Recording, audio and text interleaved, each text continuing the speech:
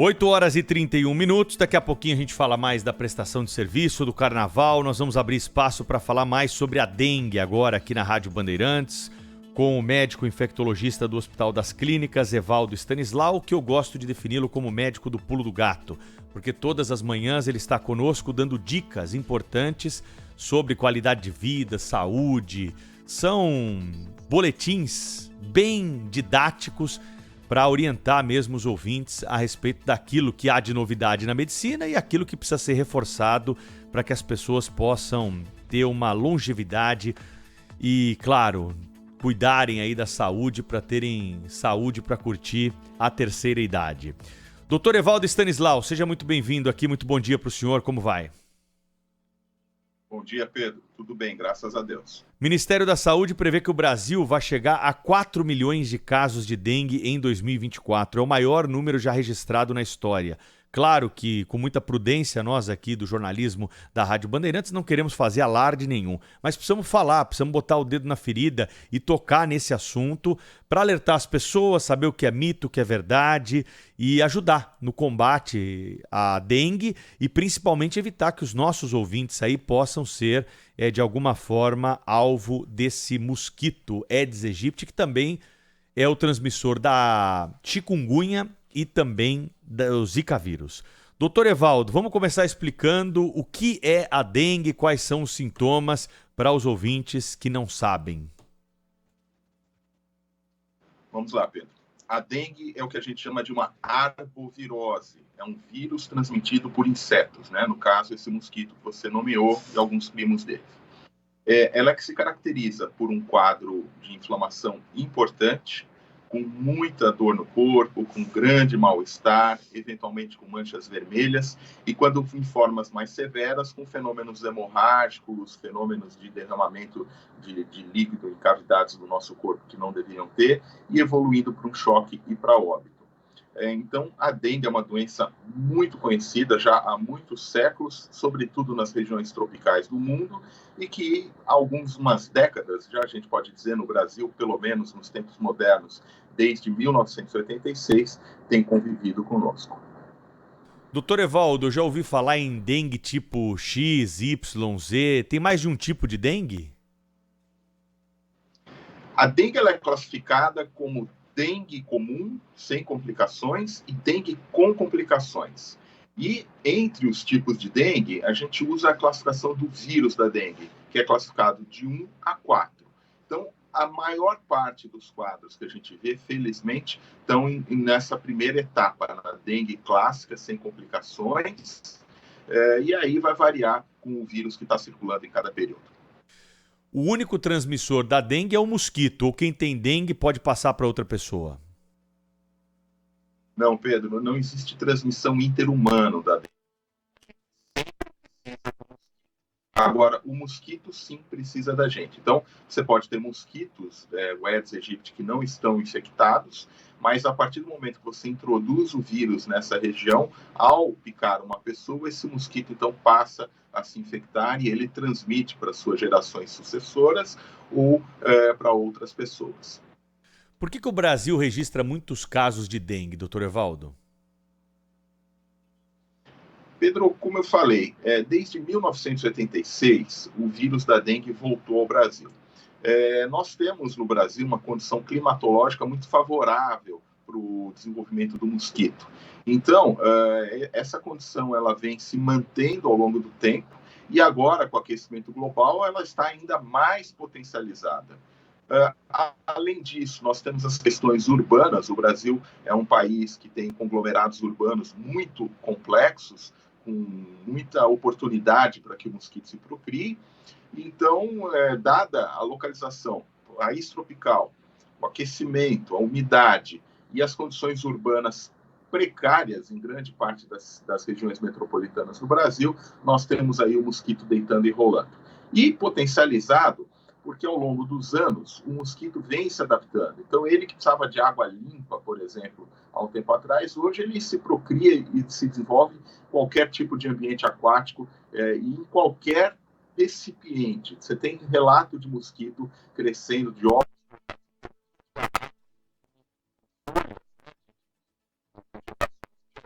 que tem a potencialidade de acumular água e, a partir daí, então, a gente tem um mosquito. Dá a dimensão da complexidade do combate a esse mosquito. Não sei se o senhor tem essa informação aí, mas o José Roberto Generoso, nosso ouvinte do Guarujá, está indagando aqui se o mosquito já se adaptou à água salgada. O senhor sabe se o mosquito transmissor da dengue, ele já se adaptou, como o senhor disse, à água suja, né? Antigamente era só na água limpa, doce, mas ele quer saber na água parada, salgada. O senhor tem alguma informação sobre isso, doutor Evaldo? Não, Pedro, não há possibilidade em água salgada, como a água do mar, por exemplo. Mas água salobra, aquele misto de água doce com um pouquinho de sal, eventualmente você pode encontrar em áreas de transição, sim, pode ser um criador, mas o mosquito ele prefere água doce. Nós temos dito aqui na Rádio Bandeirantes que todo mundo tem que fazer a sua parte, não basta ficar esperando, né? Prefeitura, governo federal, estadual, porque, afinal de contas, um foco ali pequeno de água parada num prato, numa planta, no quintal, caixa d'água. Bom, ou seja, são muitas as possibilidades e as pessoas precisam estar atentas a isso. Essa é a grande massa de ataque ao mosquito que nós temos hoje à disposição? Pedro, veja, nós temos que entender o comportamento do mosquito para ver como é que a gente pode combatê-lo. O mosquito, ele pode colocar ovos, esses ovos vão ficar ressecados e podem durar por meses em alguma região. Por isso que a primeira etapa é uma limpeza mecânica dos potenciais criadores, calhas, em outros ambientes que possam acumular água, e remoção de todo o entulho. Segundo, o mosquito ele vai precisar da água parada, da umidade, e isso, então, quando você tem calor e chuva, favorece a eclosão do mosquito. E esse ciclo, em geral, ele dura uma semana. Então, aí a primeira informação. Toda semana, se você limpou tudo, se você tirou todos os potenciais locais onde esse mosquito vai se desenvolver, parabéns. Mas isso precisa ser repetido a cada semana, porque senão a cada semana a gente pode potencializar e permitir o crescimento de uma nova geração de mosquitos nesse momento que a gente tem muito mosquito circulando. Então, para enfrentar, tem que ter esse prazo semanal, pelo menos, de dar uma olhada. Segunda coisa que é muito importante entender é que o mosquito tem um alcance de voo limitado. Então, a forma alada do mosquito, ela voa em cerca de 500 metros, num raio de 500 metros. Se toda semana, nesse raio, nós combatermos a possibilidade de ter um criadouro, nós conseguimos ter sucesso na erradicação do mosquito, pelo menos nessa região. Mas aí começam a entrar as questões culturais e coletivas, não é, Pedro? Casa, se o seu vizinho não faz o mesmo, ou se o poder público não faz o mesmo com as áreas públicas ou privadas que estejam abandonadas e que sirvam de criador. Então, esses dois princípios, do tempo, de quanto em quanto tempo a gente tem que olhar, a importância de que seja tudo visto e conhecer um pouquinho desse ciclo do mosquito para que a gente tenha essa periodicidade de combate. Agora, é muito difícil, tem que ser casa a casa, por isso que aí entram as outras medidas de mitigação, que são as medidas de proteção individual, e também a gente usar da tecnologia para conseguir combater esse mosquito, introduzindo no ambiente mosquitos que sofrem algum tipo de modificação ou genética, para que a gente tenha a procriação só de mosquitos machos, que não são vetores efetivos da dengue e de outras doenças transmitidas por ele, ou a introdução de mosquitos parasitados por uma bactéria chamada Wolbachia, que também vão interferir no ciclo de replicação do mosquito. Então, veja, Pedro, não tem bala de prata, não tem solução mágica, é uma guerra casa a casa e continuada. O mosquito sobrevive em ambientes fechados com ar-condicionado, doutor Evaldo? O mosquito sobrevive em ambientes fechados com ar-condicionado. Aliás, o mosquito está extremamente adaptado ao ambiente urbano. Eu aposto que vários ouvintes já viram mosquito dentro de elevador. Então, ele sobe o elevador, vai para andares mais altos, né? E durante os seus tempos de vida ele vai poder atuar ali. O que o ar-condicionado faz, o que o ambiente frio faz, é diminuir a atividade do mosquito. Por isso que a gente recomenda que todo mundo que tem a possibilidade de ter um ar-condicionado em casa, que mantenha a temperatura mais baixa, porque isso dificulta a vida do mosquito. Pergunta essa foi do nosso ouvinte Gilmar Oliva, direto de Jaú, participando conosco. Quais são os repelentes que são autorizados aí pela Anvisa, que são eficazes para que as pessoas, né, que têm acesso também a esse produto possam se prevenir das picadas do mosquito transmissor da dengue? Pedro, o repelente individualmente é a medida mais importante que a gente pode recomendar para as pessoas. Todos os repelentes autorizados pela Anvisa, eles trazem no seu rótulo a sua cobertura. E nós temos aí pelo menos 3 grupos químicos de repelentes que funcionam bem contra o vetor da dengue. Esses repelentes devem ser utilizados conforme a indicação da bula. Existem alguns de longa duração que dão uma proteção aí de 10 horas ou mais. E a nossa orientação é de reaplicar esse repelente, sobretudo se você transpirar muito ou for para uma piscina ou entrar no mar, molhar o seu corpo. Então, o uso do repelente é absolutamente indicado. Cuidado também com crianças. Crianças pequenas, põem as mãos na boca ou nos olhos, isso não é adequado para quando você tem repelente. Então, não deixe a criança manipular o repelente, não coloque repelente na mão das crianças. Um adulto deverá aplicar o repelente nessa criança, poupando a região das mãos por causa desse risco de a criança levar a mão à boca ou aos olhos. E é verdade que tem que passar o repelente quando o sujeito já está vestido, né? Não é como protetor solar, por exemplo, né? No caso do repelente, o ideal é depois que a pessoa está pronta para sair, passar nas áreas que estão expostas, é isso? Então esse é o segredo, Pedro. Área exposta. O mosquito ele pica em qualquer região, mas sobretudo na porção inferior. Ele gosta muito das pernas, do tornozelo e dos pés. Então, para as mulheres que usam vestido, para os homens que estão com uma bermuda, para as pessoas que estão com uma roupa de banho, sempre aplicar o repelente nas áreas expostas.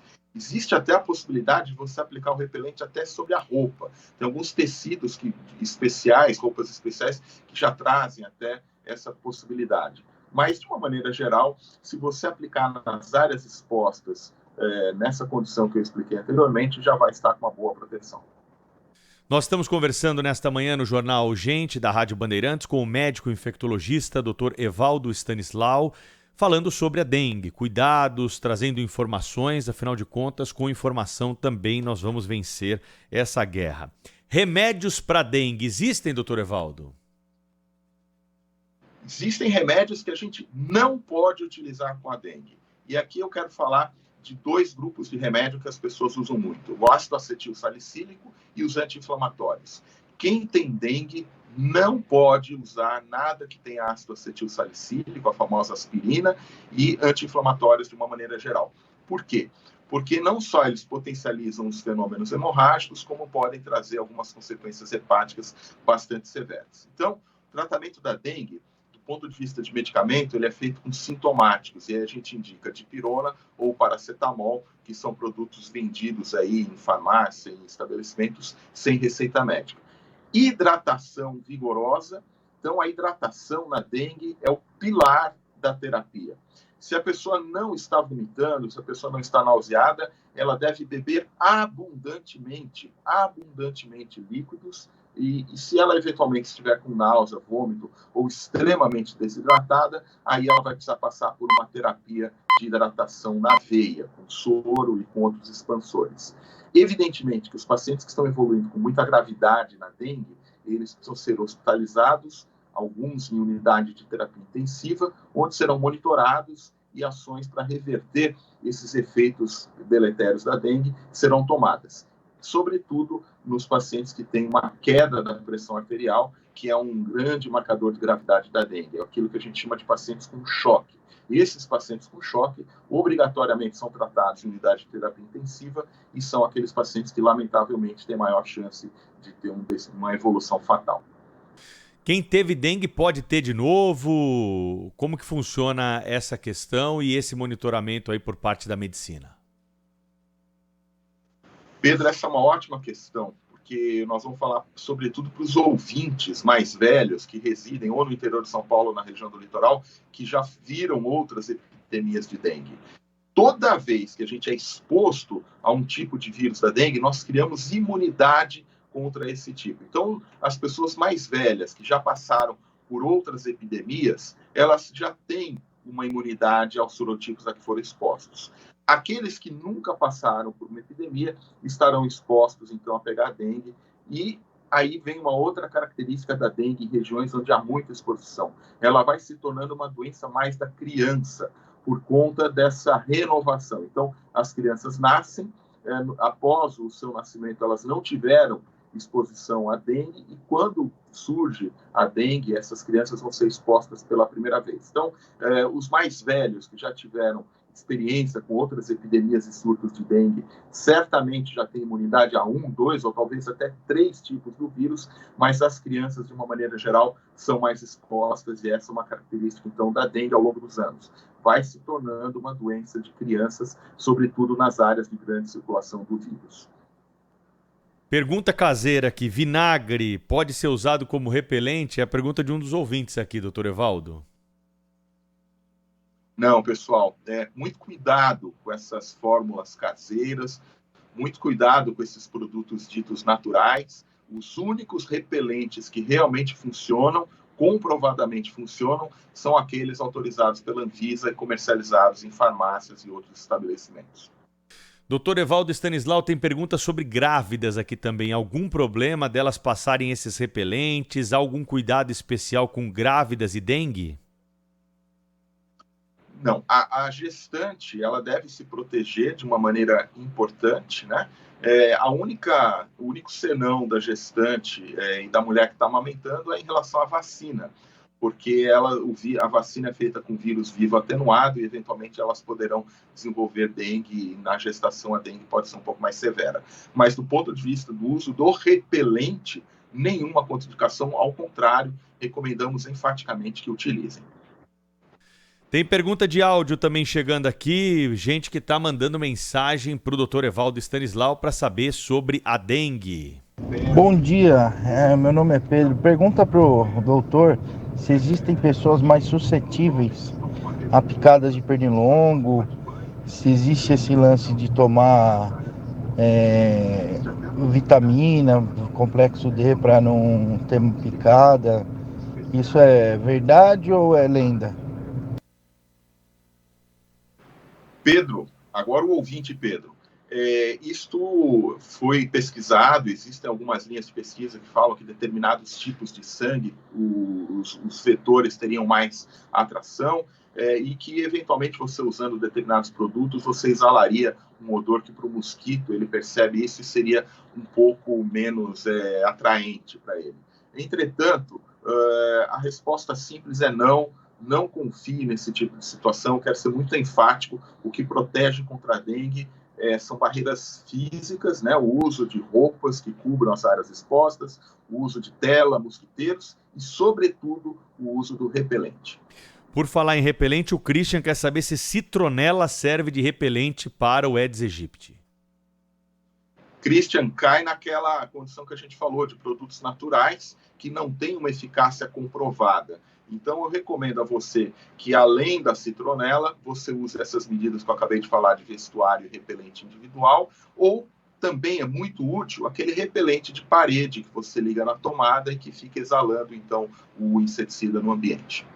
Doutor Evaldo, vamos avançar para o campo vacina, porque tem muita gente perguntando sobre vacina para dengue, porque é uma novidade, está no noticiário, né? O governo começou ontem a vacinação lá no Distrito Federal, nós trouxemos a informação a respeito de como isso está sendo programado pelo Ministério da Saúde, mas eu gostaria que o senhor trouxesse aqui as suas impressões e a perspectiva que temos para os próximos anos com vacinas contra a dengue.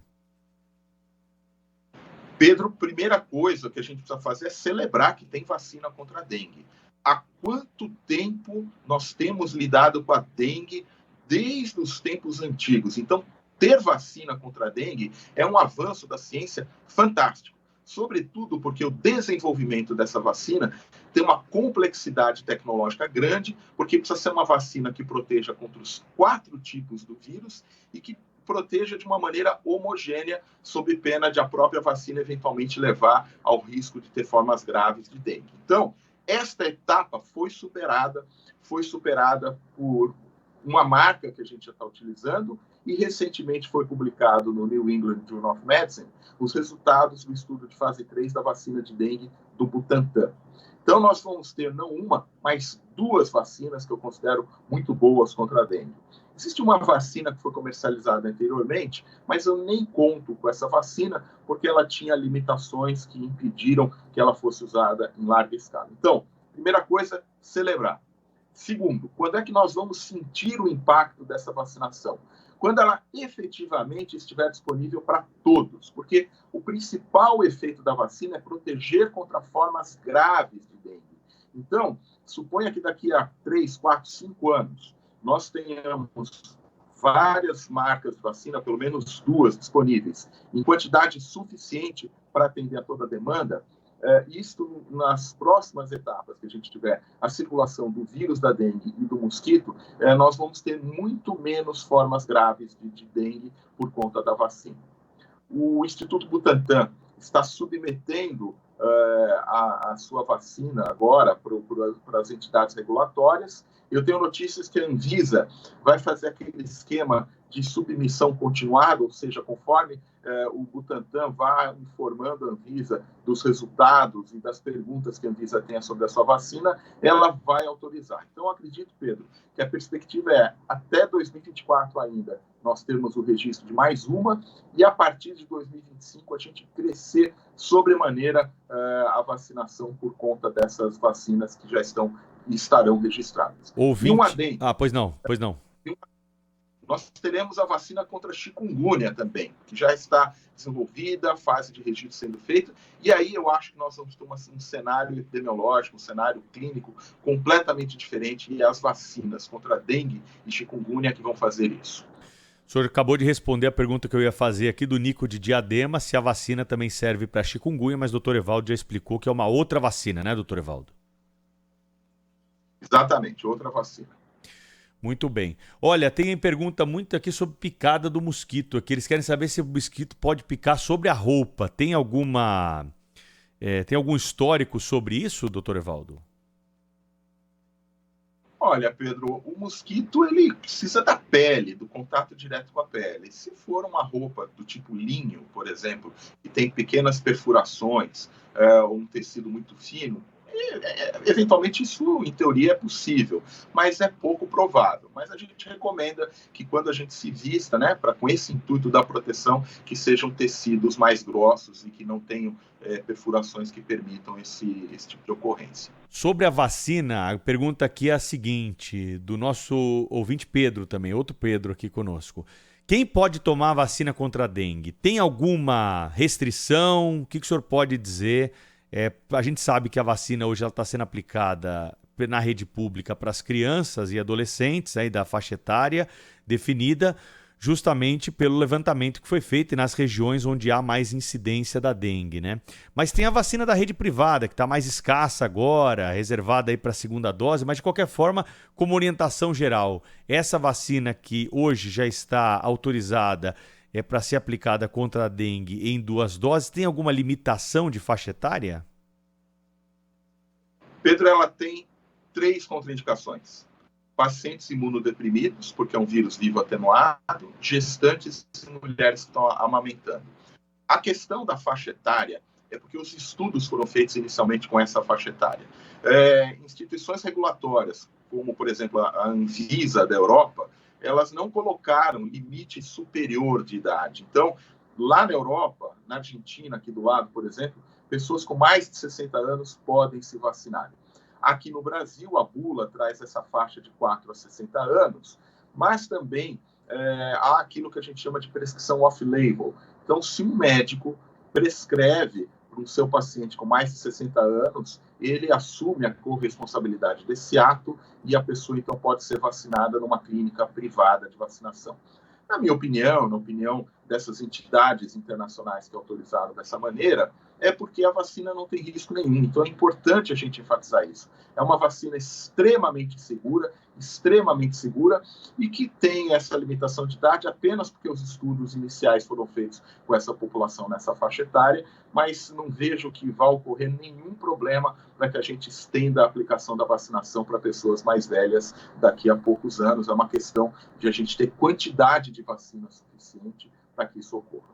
Doutor Evaldo, por que não existe teste para detectar se a pessoa está com dengue?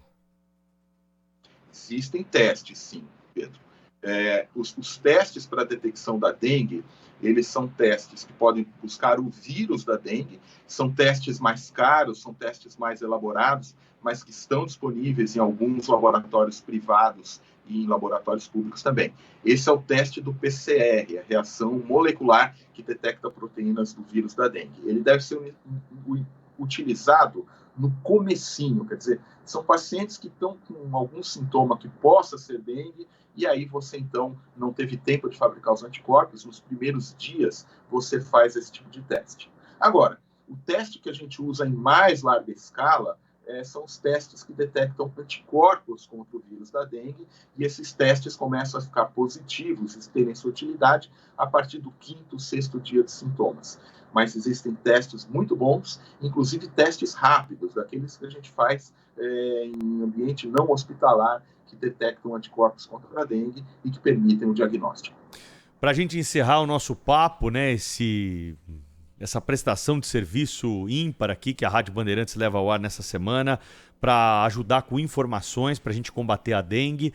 Nós temos já uma relação comprovada dessas adaptações do mosquito da dengue com o aumento do número de casos? Isso é apenas uma possibilidade ainda? O que o senhor pode dizer a respeito dessa história que o senhor trouxe para nós aqui ao longo da semana nos boletins na Rádio Bandeirantes, de que o mosquito está se adaptando à água suja, parada, não só mais à água limpa? Isso pode ter uma relação direta com esse aumento do número de casos que temos em 2024, doutor Evaldo?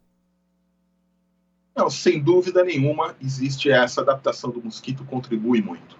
Mas eu diria que o principal fator, não só no Brasil, mas no mundo, para esse aumento, é o aquecimento global. Nós temos muitos trabalhos demonstrando que uma das consequências na saúde do aquecimento global é o aumento de todas as doenças transmitidas por vetor. Não apenas dengue, mas a gente pode falar de outras doenças transmitidas por vetor, como chikungunya, zika, febre amarela, malária. Então, o aquecimento global, Pedro, ele é real. Nós temos o El Niño, a gente tem outros fatores, mas é o aquecimento global que está por trás disso. Regiões do mundo que nunca tiveram dengue estão começando a ter dengue. É o caso de algumas regiões da Europa, dos Estados Unidos, de áreas que antes eram temperadas e que agora, com o aquecimento global, passam também a ter condições dessas doenças por vetor. Lamentavelmente. Felizmente, a gente já tem vacina. Felizmente, a gente conhece a biologia do mosquito e, felizmente, eu acho que as pessoas estão começando a acordar para isso e a gente vai conseguir reduzir. E eu queria, antes de encerrar, Pedro, se você me permite, passar uma mensagem para as pessoas, que a gente percebe que as pessoas são 8 ou 80. Ou elas são muito calmas ou elas ficam desesperadas em relação a esses problemas de saúde. Queria dizer que a gente conhece dengue há muito tempo, os médicos estão preparados para lidar com isso, os sistemas de saúde já têm experiências anteriores e rapidamente conseguem se mobilizar para atender, e que agora, com a vacina, a gente vai ter um cenário muito melhor. Então, se suspeitar que está com dengue, pense que é dengue, porque nós estamos num período epidêmico em várias regiões, comece uma hidratação vigorosa, não se automedique com ácido acetil salicílico anti-inflamatórios, uso de pirona ou paracetamol, e procure uma orientação médica para que seja graduado o seu risco e o potencial de evolução. Mas, com tudo feito direitinho, menos de 1% dos casos de dengue evoluem para óbito, e esse é um número importante que a gente tem que enfatizar. Agora, de diagnóstico, monitoramento e, sobretudo, de hidratação. Doutor Evaldo, muito obrigado pela presença aqui no Jornal Gente, hein? Conversamos bastante aí, meia hora falando de dengue aqui para alertar os ouvintes, trazer informação, prestação de serviço, tirar dúvida. Essa é uma das marcas da Rádio Bandeirantes, que nesse ano vai completar 87 anos no mês de maio. Grande abraço para o senhor, bom carnaval, até uma próxima. Até a próxima, Pedro, um abraço.